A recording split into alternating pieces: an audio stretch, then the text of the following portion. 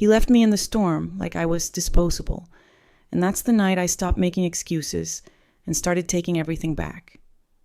The gas station roof rattled under hail like a bad drum line, metal hitting metal, the kind of noise that makes your shoulders live up around your ears. I stood there in a wet sweater and heels that were never designed for weather, watching a pair of taillights disappear down the service road toward I-70. Cole's taillights. I kept waiting for them to slow, to blink, to swing back around with a "sorry, baby," and a lie generous enough to warm me. They didn't. A stranger behind the counter slid a box of cheap hand warmers toward me and said, "You okay?"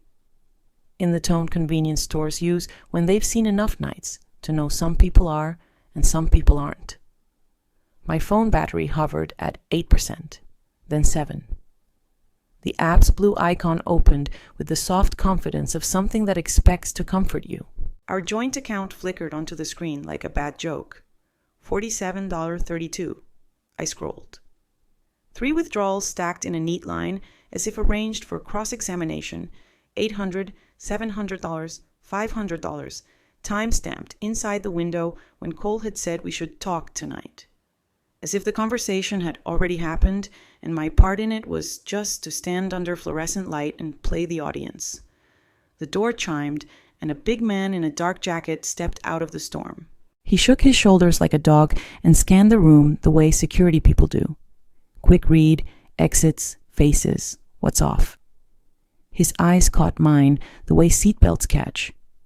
Without drama, just a firm stop. "You waiting on someone?" he asked, not unkind.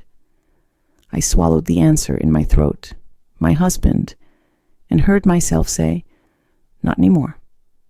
He nodded once. "You got a ride home?" 40 miles west, I said. The words felt like I was borrowing them from someone who had planned better.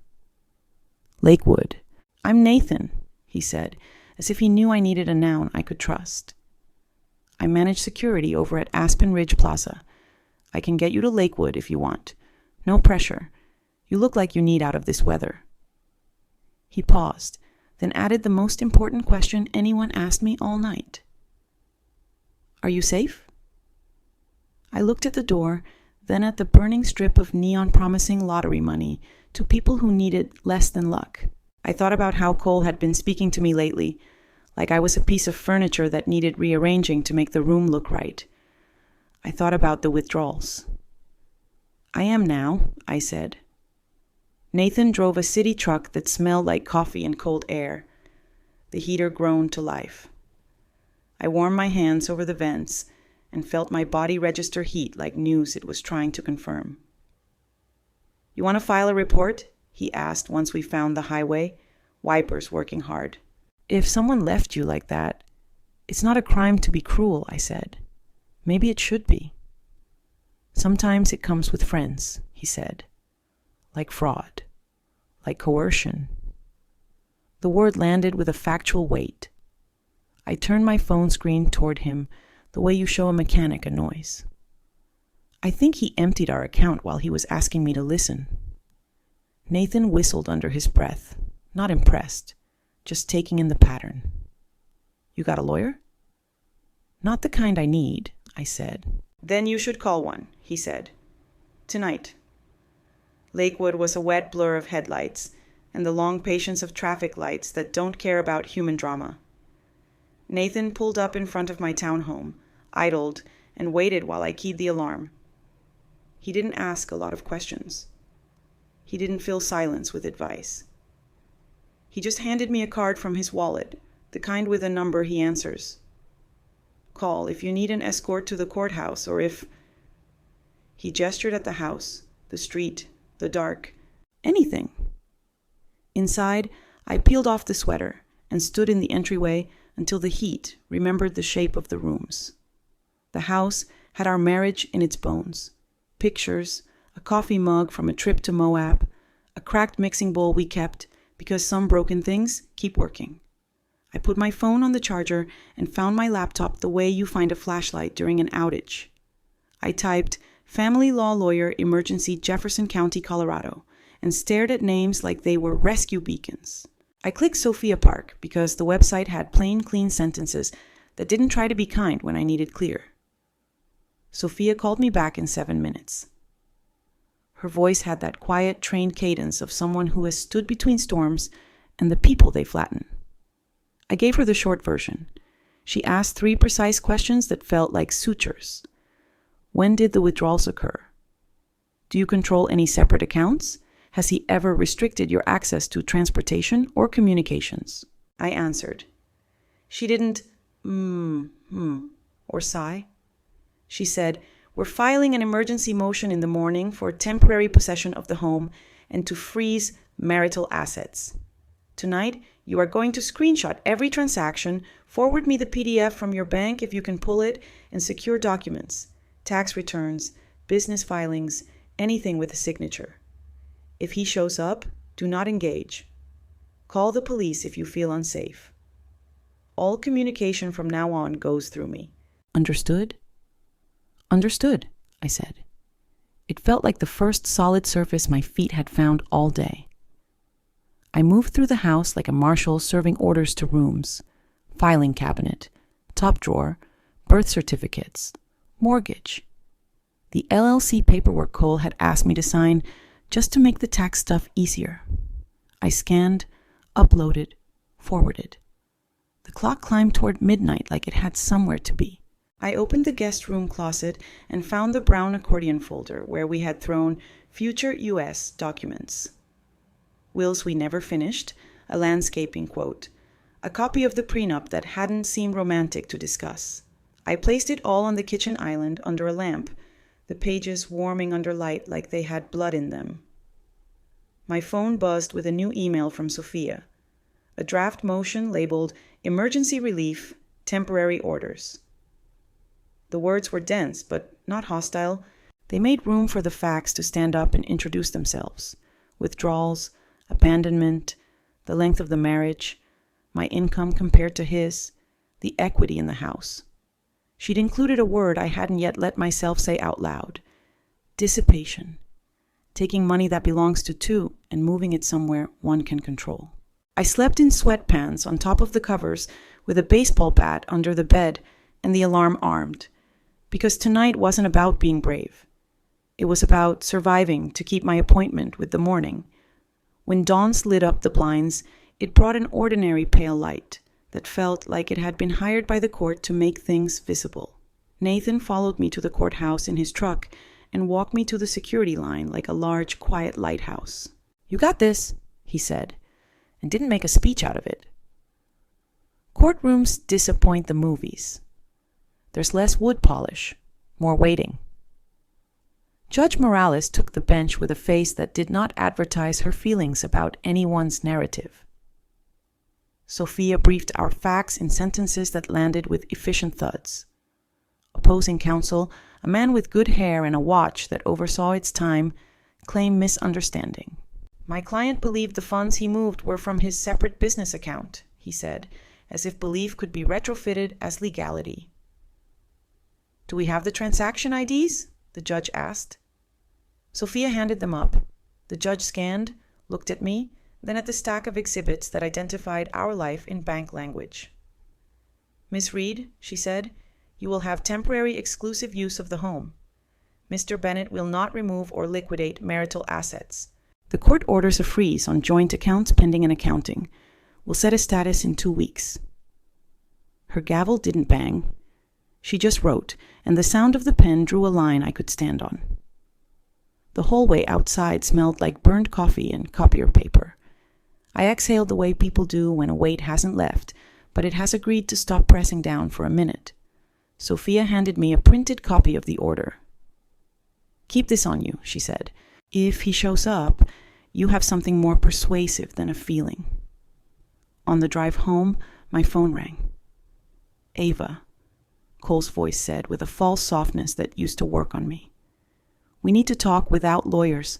This is getting out of hand." "It's completely in hand," I said, and listened to my own voice like it was a new ally. "If you have something to say it through Sophia." "Ava." He reached for my first name, the way people reach for the past. You're blowing this up. You know how business cash flow looks on paper? Then your paperwork will show it, I said. We'll both see. He moved into the bargaining phase with the speed of someone who has practiced it. I'll move $100,000 back right now, but you need to call off this freeze. You're scaring vendors. You're making me look. You did that, I said, and hung up because it was a complete sentence. He tried again via text, and then his mother rang my doorbell with a casserole and a disapproving sweater. I opened the door on the chain because foolishness isn't hospitality. Ava, she began, in the tone of someone who has forgiven her son for things she plans to hold other people accountable for. We are a family. There are optics. There's Tyler's college fund. There are men who rely on coal for their paychecks. Do you want to be the reason? I want to be the reason my bank account reflects reality, I said. If you want someone to negotiate with, try your son. She peered past me into the house as if justice could be measured in square footage. You used to be reasonable. I used to be in love, I said. It makes a person say yes to the wrong rooms. When she left, I locked the door and cried like a pipe finally allowed to burst. It wasn't cinematic. It was salt and snot and the long animal sound grief makes when it slips out of its leash. Then I washed my face and put the judge's order in a clear sleeve and slid it into my tote like a new passport. The next days arranged themselves into a rhythm that felt like training for a race I hadn't wanted to enter. Work, emails to Sophia, document hunts. My bank called with a fraud notice on a card I hadn't used, a subscription I didn't remember authorizing. Sophia's paralegal, a woman named Kay with a gift for polite persistence, requested everything with a signature. I found a copy of an operating agreement for Bennett West Holdings, LLC, filed last spring, address a mailbox store. My signature floated on it like something traced from memory. I stared at the loop on the R in read. It looked obedient. I scanned it, sent it. Sophia called within the hour. We'll get a forensic accountant on this, she said. We're not accusing yet, but we are asking good questions. The shell company names and the timing of the withdrawals aren't friends. Do you think I couldn't finish the sentence.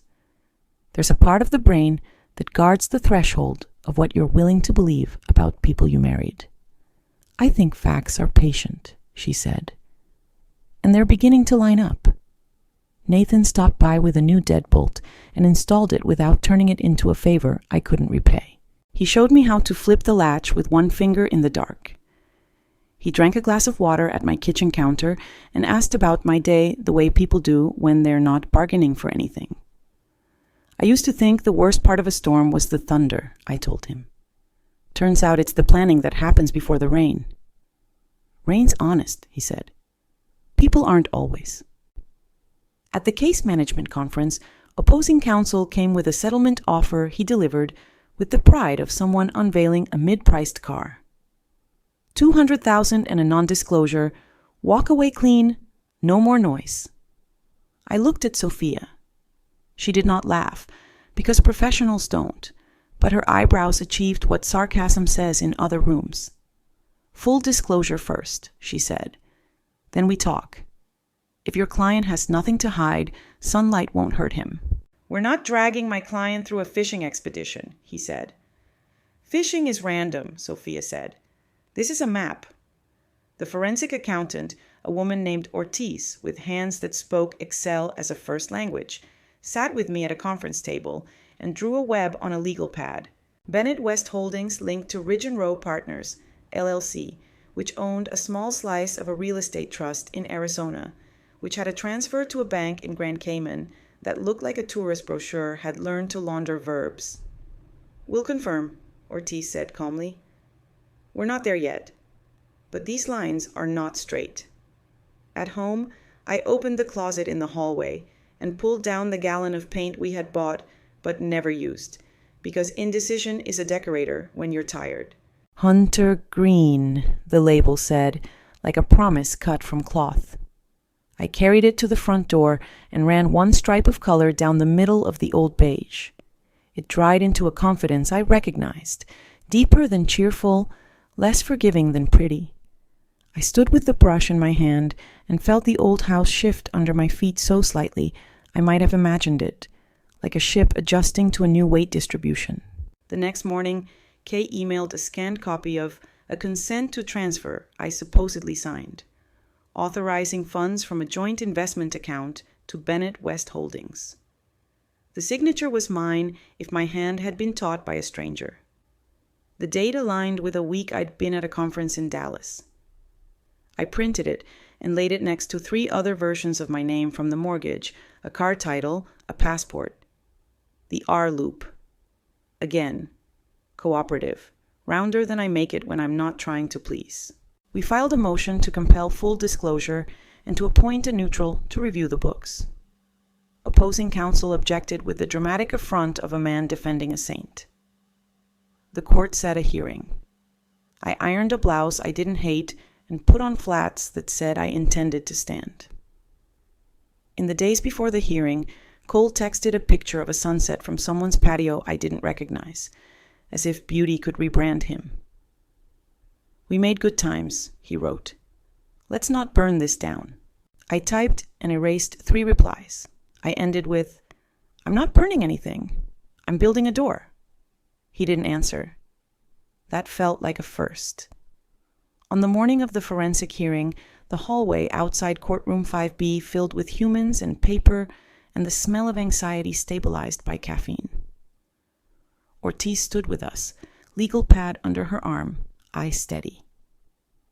Opposing counsel arrived with the swagger of a man who believes in the persuasive power of his tie.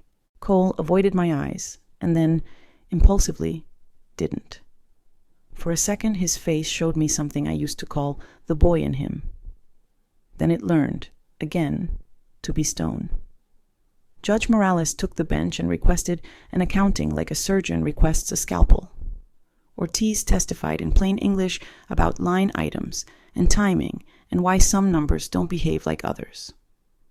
She explained the concept of badges of fraud without sounding like a textbook. When she got to the part about the document dated the week I was in Dallas, she paused. "The signature on Exhibit 19 does not match Miss Reed's prior exemplars," she said. "I'm not a handwriting expert, but I am an expert in patterns." Opposing counsel rose, already rehearsing offense. "Speculation, Your Honor?" "Noted," the judge said. "Sustained as to the handwriting conclusion. Overruled as to pattern testimony." She turned to me. "Ms. Reed, did you sign this document?" "No," I said, and felt something in my chest line up like a level finding true. "I did not." The judge's pen moved.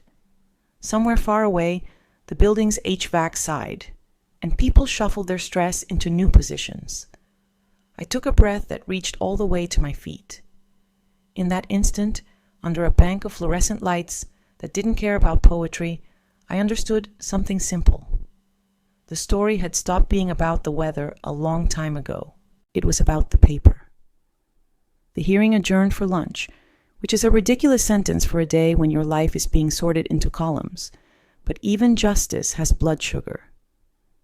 I sat on a bench in the hallway with a turkey sandwich I didn't taste and watched attorneys wheel red carts of bankers' boxes like airport luggage. Sophia checked her phone, then looked at me. "Opposing wants to talk," she said. "Conference room. You don't have to go in. Your presence can be useful." I went. The conference room had a window that didn't open and a table that had heard everything. Cole sat at one end with his lawyer. He looked good. He always looked good. That was part of the problem. Good can dress anything. He didn't speak first. His lawyer did. "We can resolve this," he said, as if the word resolve were a cloth he could lay over a stain until it disappeared. 200,000 non-disclosure. Each party bears fees. No admission of wrongdoing. Sophia didn't look at me, which is how I knew I wasn't supposed to speak yet. "Full disclosure first," she said. Then we discussed terms. The court ordered a freeze for a reason. Cole finally tried his voice. "Ava, I made transfers for business. You're turning this into a crime. You're smarter than this." "That's the problem," I said. "I am." He leaned forward, elbows on the table, like we were back at our kitchen island negotiating paint colors. "People rely on me. A scandal hurts everyone. Vendors, employees, my mother. My bank account relies on math," I said. "And the kid who bags groceries at Safeway doesn't have to pay for the Cayman sunburn you got trying to hide the money." His jaw ticked. His lawyer cleared his throat. 50-50 split, he offered. No punitive damages request. Mutual NDA. Sophia placed a legal pad on the table and clicked her pen like a metronome. 60-40 to Miss Reed, she said, plus a punitive component, plus her fees. No NDA. You want privacy. You earn it with honesty. He laughed. Not loud, just in that tight way men do when they want to own the air. "You think a judge is going to punish me for moving my own earnings between entities my CPA set up?" "I think judges read timelines," Sophia said, "and they don't love forged signatures." He stood too fast and the chair legs complained. "This is extortion." "It's accounting," I said, "and it's the first time in years I'm not paying for your thunder." We left. In the hallway, Sophia's mouth tightened, which for her was an emotional outburst. "We'll let the court do the talking," she said. "Some men only listen to a bench." The final hearing was 2 weeks later. The courthouse smelled like old coffee again, because apparently justice runs on it. I wore the same flats. I carried the same tote with the order in a clear sleeve, not because I needed it now, but because talismans matter. Ortiz testified in the morning. She built a staircase of facts that even tired people could climb. Transfers, dates, ownership trees with leaves that had LLC printed on them. She didn't accuse, she described. Opposing counsel tried to turn the staircase into a slide. "Isn't it true," he asked, "that money moves in and out of closely held businesses all the time?" "Yes," Ortiz said, "lawfully, with documentation, and not typically within the 36 hours surrounding an email about having a serious talk with Ava tonight." Cole took the stand in the afternoon. He told the truth like a man threading a needle with gloves on. He said oversight and cash flow, and my accountant handled that. He said my name like it was still a possession he could show to the court and then take home. He explained the consent to transfer form with the confidence of someone who had never once in his life read a user agreement. "She signed," he insisted. We discussed it. "Where?" Sophia asked. "What day? At what time? At which address?" He blinked like a man meeting details for the first time. "At home," he said, vague as February. "While Miss Reed was in Dallas for a conference?" Sophia asked. "Did you fly her home without her boss noticing?" He didn't answer, which was an answer. Judge Morales wrote and listened and wrote more. The room developed that late afternoon tired, where people's posture tells the truth before their mouths do. When it was done, the judge stacked her notes, looked at us, and spoke in the calm diction of a person removing a splinter you've been pretending wasn't there. The court finds that Mr. Bennett engaged in dissipation of marital assets. The pattern of transfers, coupled with the dubious consent document, persuades this court that a disproportionate distribution is appropriate. She listed numbers the way weather reporters list degrees. 60% of the marital estate to me, plus a punitive award of $500,000 toward my fees and the costs of chasing the money's shadows. She assigned the house to me. She ordered him to provide full disclosure within 30 days under penalty of sanctions. There wasn't a gavel crack, just the soft finality of paper sliding into a file folder, and the sound in my chest that I had been confusing for a heartbeat since the night at the gas station, finally settling into actual rhythm. I didn't look at Cole. I didn't need to. He had always been loud in private. Today the quiet belonged to me. We stepped into the hallway. It felt like stepping onto a porch after a storm. The sky still heavy, the air still damp, but the lightning moved off somewhere it could change your plans. Sophia squeezed my arm once. "You did that," she said. "You did that," I said back, because I meant it. People talk about doing things alone, like it's noble. I didn't do this alone. That's the point. I went home. I unlocked my door with my hand steady enough to thread a necklace. I set the order on the counter and leaned against the cabinets my marriage had chosen, and I let 20 seconds of laughter come out of me that felt almost unhinged, then settled into a grin I recognized from a younger woman who used to know what she wanted. The next week was practical in the way survival becomes mundane. I opened a new checking account with my name only on it and the quiet pleasure of a debit card that answered to me. I met with a contractor about fixing the back steps Cole always promised to fix after hunting season. I called the locksmith. I found the can of hunter green again and finished the door, slow strokes, coverage building. Neighbors waved. Some knew, some didn't. One woman from down the block dropped off a plant and said, "Heard you had weather. Glad you're still standing." We didn't say his name. Cole's mother texted me a paragraph braided from guilt and tradition. I typed, "The judge ruled," and left it there. Some messages don't need replies. They need boundaries. Ortiz sent a final report that read like a treasure map, drawn by someone who believed in gravity. It named accounts, explained flows, and suggested where regulators might have questions if they were the curious type. Sophia filed it. Opposing counsel requested extensions like a man putting off cleaning his garage. The court granted one, reasonable, then denied the second. Deadlines teach. On a Friday evening that had the kindness to be ordinary, I stood in my living room barefoot, trading out the light bulb in the floor lamp because it had flickered since March. Nathan knocked, then held up a bag. "Door color deserves food," he said. Inside, Thai. The good kind, not the watery strip mall kind.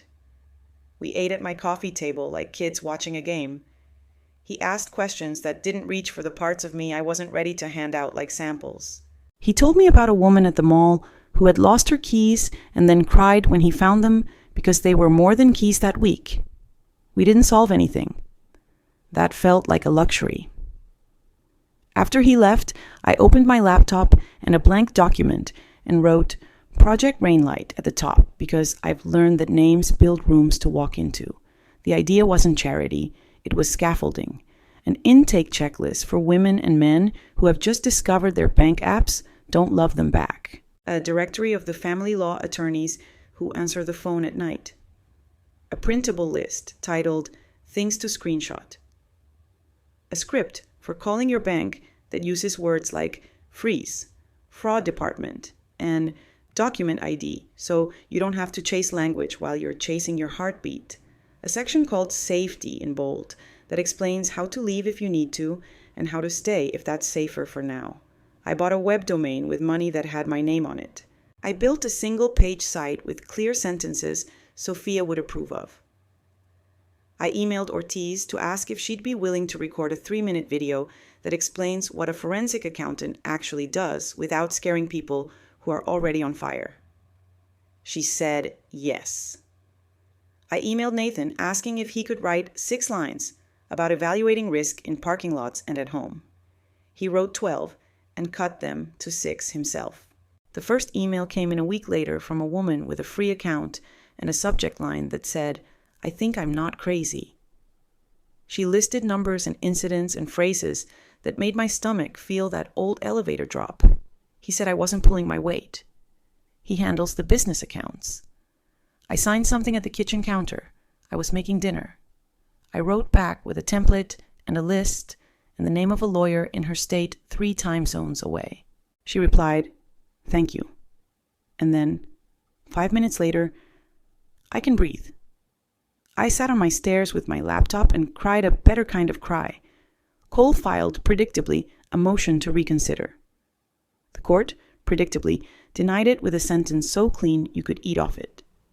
He paid the first tranche within the deadline. The second arrived with 2 days to spare and a memo line that said nothing. Silence, deployed properly, is a language I now speak. I kept the order in its clear sleeve, not because I needed to brandish it, but because proof can be a comfort even when you don't have to show it. I taped a copy inside the hall closet behind the coats, a private votive. I know the door color's just paint. I know a website is just code and words. But sometimes you build a door not for who might knock, but for the person you become when you learn to open it for yourself. One afternoon, months later, I pulled into my driveway with groceries and saw a car I didn't recognize idling at the curb. A woman stepped out, mid-30s, shoulders squared like she'd been practicing, eyes bright with the focus of someone who has decided on a plan. She held up a hand. "Are you Ava?" she asked. "Yes," I said, holding a bag of oranges and a loaf of bread like proof of life. "I wanted to say thanks," she said. "The list on your site, the screenshot thing, I used it. My lawyer said it saved us weeks."